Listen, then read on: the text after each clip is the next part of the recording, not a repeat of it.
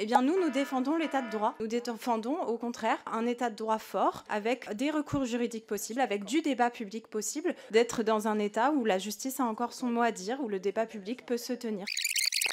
On parle de considérer des projets d'installation de production d'énergie renouvelable, de stockage d'énergie dans le système électrique ou d'installation de production d'hydrogène renouvelable.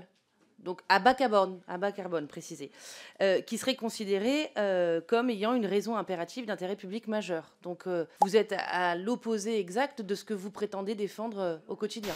On n'est vraiment pas favorable au R2IPM, même pour des projets d'énergie renouvelable en fait. Et on est très logique parce qu'on est contre ce dispositif de manière générale, parce qu'il ouvre des exceptions à d'autres considérations environnementales, parce qu'on ne regarde pas que les questions d'énergie, de transition énergétique. Il y a aussi les questions de préservation de la biodiversité, il y a aussi les questions de paysage, il y a aussi les questions de démocratie. Et que le R2IPM, il crée en fait une ouverture justement qui effectivement enlève du poids à la justice, qui enlève du poids aux recours environnementaux, qui enlèvent du poids au débat public et qui font accélérer des projets qui pourraient aller dans le sens de ce que défend la gauche par ailleurs, la transition énergétique. Eh bien nous défendons l'état de droit. Nous défendons au contraire un état de droit fort, avec des recours juridiques possibles, avec du débat public possible, que les projets aient plutôt une propension de droite ou de gauche en fait, d'être dans un état où la justice a encore son mot à dire, où le débat public peut se tenir. C'est ça que nous défendons.